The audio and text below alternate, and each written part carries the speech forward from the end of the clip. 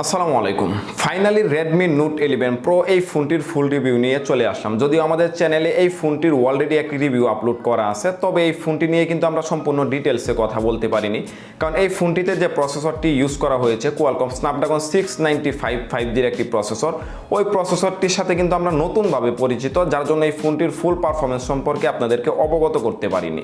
তাই আজকের এই ভিডিওতে আমরা সম্পূর্ণ ডিটেলসে আলোচনা করব এই ফোনটি নিয়ে। এই ফোনটি গত 1 মাস যাবত আমি রেগুলার ইউজ করতেছিলাম, তাই আজকের এই ভিডিওতে ইউজার এক্সপিরিয়েন্সটা আপনাদের সাথে শেয়ার করব। তো আমাদের মধ্যে এখন পর্যন্ত যারা কনফিউশনে আছেন যে এই ফোনটি নেবেন কিনা, তারা চাইলে আজকের এই ভিডিওটি কন্টিনিউ করেন। এই ফোনটির ভালো দিক এবং খারাপ দিকগুলো নিয়ে আজকের এই ভিডিওতে সম্পূর্ণ ডিটেলসে কথা বলবো। সো এই ভিডিওটি আপনারা কন্টিনিউ করে এই ফোনটি নেবেন কিনা সেই ডিসিশনটি আপনি সহজে নিয়ে নিতে পারবেন। তো আপনারা দেখতেছেন এসএলটি একজন, এখনও চ্যানেলটিতে নতুন হয়ে থাকলে অবশ্যই চ্যানেলটি সাবস্ক্রাইব করে দিবেন, আর অলরেডি সাবস্ক্রাইব করে থাকলে thank you so much.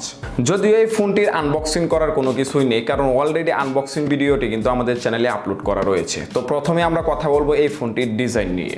Overall এই ফোনটির ডিজাইন এক কথায় আইফোন 13 সিরিজের ফোনগুলোর মতোই করা হয়েছে, দেখতেও যথেষ্ট প্রিমিয়াম লাগে। যদিও এক হাতে ইউজ করার জন্য এই ফোনটি কিছুটা প্রবলেম হবে যাদের হাত বিশেষ করে ছোট রয়েছে। এই ফোনটির ব্যাক সাইডে কোনো রকম প্রোটেকশনকে ইউজ করা হয়নি। সামনে যে ডিসপ্লে সেকশনটি আছে সেখানে কর্নিং গরিলা গ্লাস 5-এর প্রোটেকশনকে ইউজ করা হয়েছে। এই ফোনটির ওজন করা হয়েছে 202 গ্রাম। ফোনটি 3টি কালারে অ্যাভেলেবেল রয়েছে, গ্রে, হোয়াইট, ব্লু। সিকিউরিটি পারপাসে এই ফোনটিতে সাইড মাউন্টেড ফিঙ্গারপ্রিন্ট সেন্সরকে ইউজ করা হয়েছে, যা যথেষ্ট ফাস্ট এবং অ্যাকুরেটভাবেই কাজ করে। ফোনটির সাউন্ড কোয়ালিটি এভারেজ ঠিকঠাক রয়েছে। এই ফোনটির সাউন্ড কোয়ালিটি থেকে কোনো রকম প্রবলেম আমরা ফেস করিনি। এই ফোনটির যে বিষয়টি আপনার কাছে সবথেকে বেশি ভালো লাগবে সেটি হচ্ছে এই ফোনটির ডিসপ্লে সেকশন। এই ফোনটির ডিসপ্লেতে আমরা পেয়ে যাব 6.67 ইঞ্চি সুপার অ্যামোলেডের ফুল এইচডি প্লাস রেজুলেশনের ডিসপ্লে, যাতে রয়েছে 120 hertz refresh rate. Display resolution রয়েছে 1080x2400 pixels. Display screen body ratio 86.0%। ফোনটির পিপিআই ডেনসিটি 395। ফোনটির প্রোটেকশন হিসাবে রয়েছে কর্নিং গরিলা গ্লাস 5। এই ফোনটিতে স্পিক ব্রাইটনেস রয়েছে 1200 নিটস, যার জন্য এই ফোনটি আউটডোর এবং ইনডোরে ইজিলি ইউজ করতে পারবেন। আলোর কোনো ঘাটতি এই ফোনটিতে অনুভব করতে হবে না। বর্তমান যে প্রাইজে এই ফোনটি পাওয়া যাচ্ছে সেই প্রাইস বিবেচনায় এই ফোনটি ওভারঅল ডিসপ্লে পারফরমেন্স আমার কাছে পারফেক্টই মনে হয়েছে। এখন যদি আমরা এই ফোনটির পারফরমেন্স নিয়ে কথা বলি, তাহলে এই ফোনটিতে আমরা পেয়ে যাব অ্যান্ড্রয়েড 11। ইউআই হিসাবে পেয়ে যাব MI UI 13। এই ফোনটিতে চিপসেট হিসাবে ইউজ করা হয়েছে Qualcomm Snapdragon 695 5G'র একটি প্রসেসর, যার জিপিইউ হিসাবে রয়েছে Adreno 619। যদিও আমাদের মধ্যে অনেকেই এই ফোনটির প্রসেসরের সাথে পরিচিত, তাই অনেকেই জানতে চাবেন যে এই ফোনটির প্রসেসর পারফরমেন্স কীরকম। আপনারা অনেকেই কিন্তু পরিচিত আছেন 7 সিরিজের যে প্রসেসরগুলো আছে সেগুলোর সাথে।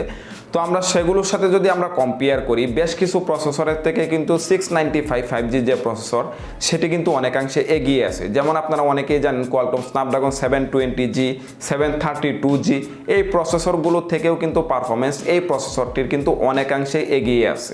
এই ফোনটি থেকে আমরা ওভারঅল গেমিং পারফরমেন্সটাও ভালো পেয়েছি, কোনো রকম ল্যাগিং বা ফ্রেম ড্রপের দেখা এই ফোনটি থেকে পাইনি। তবে একাধারে এই ফোনটিতে বেশিক্ষণ গেম খেলতে গেলে কিছুটা গরম হয়, ক্যামেরার ঠিক বাম পাশের দিকে কিছুটা জায়গায় গরম হয়ে যায়, তারপর আবারও কিছুক্ষণ রেখে দিলে এই ফোনটি আবারও ঠিকঠাকভাবে ঠান্ডা হয়ে যাচ্ছিল। এই ফোনটিতে আমরা 2টি সিম কার্ড ইউজ করতে পারবো, আর এর পাশাপাশি একটি এইচডি কার্ডকে ইউজ করতে পারবো একটি সিম কার্ডের পাশাপাশি, অর্থাৎ একটি সিম একটি মেমোরিকে ইউজ করতে পারবো। আর যদি আমরা এইচডি কার্ড ইউজ না করি তাহলে 2টি সিম কার্ডকে ইউজ করতে পারবো। তো আমার কাছে অলরেডি যে ভেরিয়েন্টটি রয়েছে 6GB'র পাশাপাশি 128GB যে ভেরিয়েন্ট, সেই ফোনটি অলরেডি আমাদের কাছে রয়েছে। এখন যদি আমরা এই ফোনটির ক্যামেরা সেটআপ নিয়ে কথা বলি, তাহলে এই ফোনটিতে আমরা ট্রিপল ক্যামেরা সেটআপ দেখতে পাবো, যার প্রাইমারি ক্যামেরাটি হচ্ছে 108 মেগাপিক্সেলের 8 মেগাপিক্সেলের আলট্রা ওয়াইড ক্যামেরা থাকবে, 2 মেগাপিক্সেলের মাইক্রো সেন্সর ক্যামেরা থাকবে।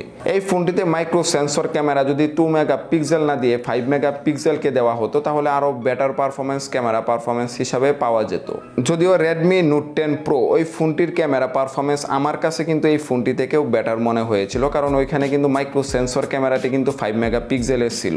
তো এই ফোনটি কিন্তু আপডেট একটি ভার্সন Redmi Note 11 Pro। তো এই ফোনটিতে কিন্তু 5 মেগাপিক্সেল দিলে আরও বেটার পারফরমেন্স কিন্তু এই ফোনটির ক্যামেরা পারফরমেন্স থেকে পাওয়া যেত। তো আমি বেশ কিছু ইমেজকে আপনাদের সামনে তুলে ধরার চেষ্টা করতেছি, যে ইমেজগুলো দেখে আপনারা এই ফোনটির ক্যামেরা পারফরমেন্স সম্পর্কে জেনে নিতে পারবেন।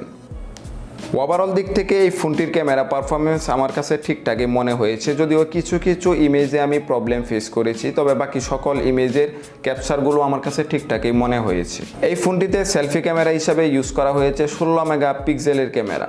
সেলফি ক্যামেরাটি যথেষ্ট সন্তুষ্ট করার মতোই ছিল, তবে কিছু কিছু ইমেজে বেশি শার্পনেস লক্ষ্য করতে পারছিলাম, যেটা অনেকের কিন্তু পছন্দ হবে যারা বিশেষ করে সেলফি লাভার রয়েছেন। এখন যদি আমরা এই ফোনটির ব্যাটারি ক্যাপাসিটি নিয়ে কথা বলি, তাহলে এই ফোনটিতে আমরা পেয়ে যাব 5000 mAh ব্যাটারি, যার সাথে থাকবে 67 ওয়াটের ফাস্ট চার্জার। আর এই ফোনটি আমরা ফুল চার্জ করতে পেরেছি 40 থেকে 43 মিনিটের মতো সময় লেগেছে। এই ফোনটির মধ্যে আমরা কল টেস্ট করেও দেখেছি, কোনো রকম প্রবলেম নেই। ওভারঅল দিক থেকে এই ফোনটি আমার কাছে ঠিকঠাকই মনে হয়েছে। তো এখন আমরা কথা বলবো এই ফোনটির ভালো এবং খারাপ দিকগুলো নিয়ে। প্রথমে আমরা কথা বলবো এই ফোনটির মধ্যে কি কি ল্যাগিংস এবং দুর্বলতা রয়েছে। প্রথমে আমার কাছে এই ফোনটির যে দুর্বলতাটি মনে হয়েছে সেটা হচ্ছে এই ফোনটির ঠিক ক্যামেরার যে এই পাশটা আছে সেখানে কিন্তু বেশ কিছুটা গরম হয়ে যায়। আপনি যদি 30 থেকে 40 মিনিটের মতো গেমিং করেন তাহলে দেখবেন এই জায়গাটায় বেশ কিছুটা গরম হয়ে গেছে। আবার যদি কিছুক্ষণ রেখে দেন তাহলে ঠিকঠাক হয়ে যাবে। আপনি যদি হেভি ইন্টারনেট ইউজ করেন তারপরও দেখবেন এই জায়গাটায় কিছুটা গরম হয়ে যাবে। এরপর যদি আরও কিছুক্ষণ আপনারা রেখে দেন তাহলে দেখবেন যে সেই জায়গাটা আবারও ঠান্ডা হয়ে গেছে। তো এই দিকটা আমার কাছে প্রবলেম মনে হয়েছে।